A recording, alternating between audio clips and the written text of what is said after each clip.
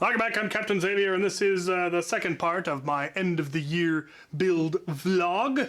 And this should be a fairly short one. We're just going to be retrofitting the hose on my HVZ Proton pack to fit in with this whole modular system. So we will be adding this coupler in the hose, probably right about there. So it's not going to make the hose too much longer. It won't be long enough to cause any sort of an issue with the current blaster that it plugs into. And yeah, I'm not going to have it all the way up here. I'm going to have it a little bit more because I want there to be just a little bit of flex so that we're not causing any torque on the hose to cause it to pull out of this side. This side is extremely solid, fortunately. So yeah, here we go. Should be pretty simple.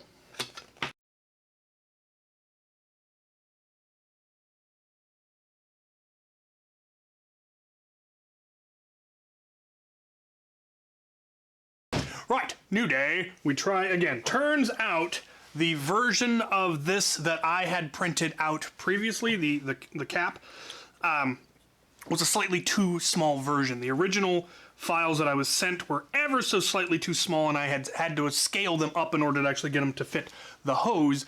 And the SD card that I printed from had the original version, so I just had to copy the right file over, and now it's printed. They're lovely, they fit, and so we're gonna carry on as if nothing happened. I didn't even need to tell you any of that, but I did. So we are now going to add this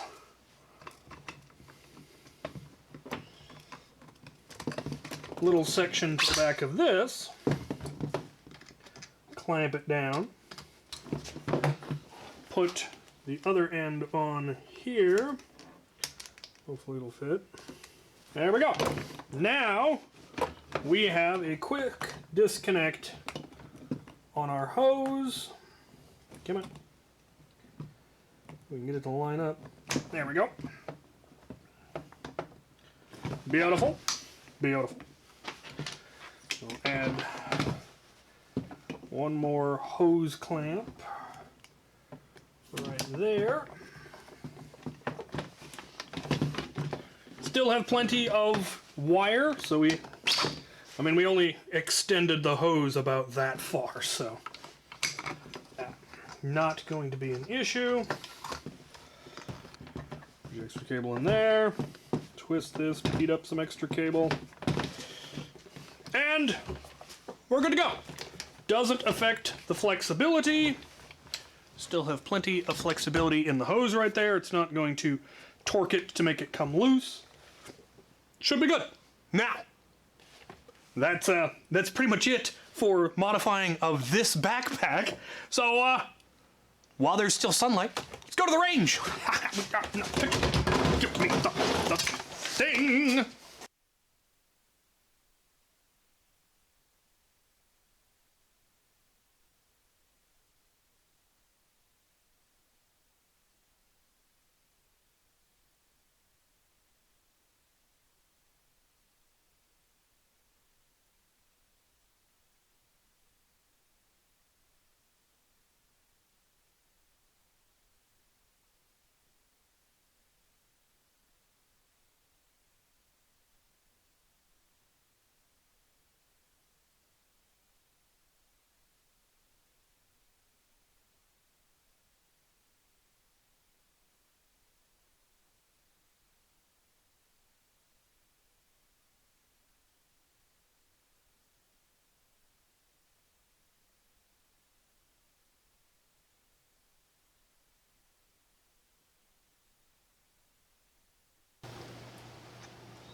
We try again, this time with the mic turned on. So, I'm here on the range, it's cold and damp. I've been out here for longer than I already wanted to be. I already had to clean up the range once.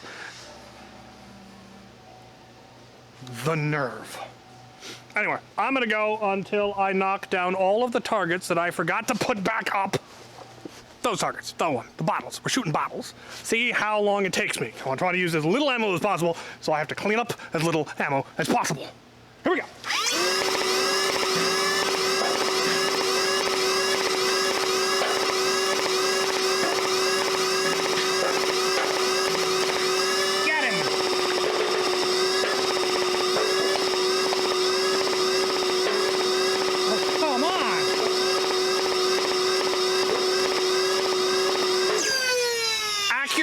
through superior firepower. I think I fired more rounds the second time than I did the first time. Luckily, I have my trusty garden weasel with me.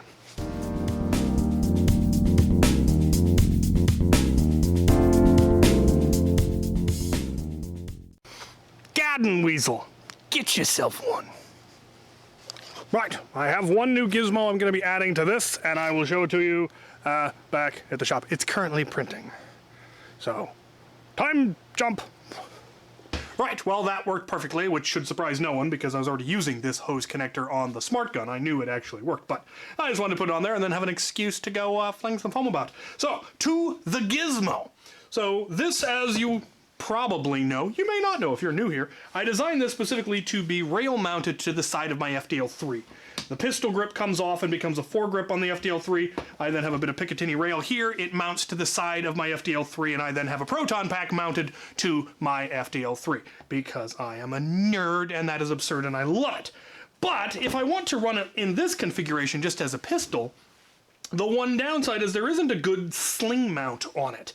Now I could get one of the Picatinny rail mount ones that out of dart sales, and I probably will, and then I could put a sling on it, but it's a pistol, and slinging a pistol seems kind of silly. I would much rather have a holster for it. The problem is it doesn't exactly holster well. It's kind of big and bulky, and now there are holsters for it, but mine is modified, so it might not fit in those holsters, what with having rail on the side, or this rail mount on the side.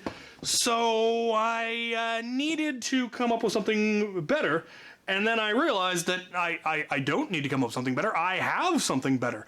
I have holsters, which use magnets. Now, Out of Darts does sell a holster plate for the Jupiter on his website, but it's designed to glue on where I have this already mounted. And I'm like, well, that's not going to work. And then it occurred to me that I have 3D printers, and this is Picatinny rail. So I went to Thingiverse and found a holster plate. This one specifically was designed by Jeremy 3D PMS for the Nightingale.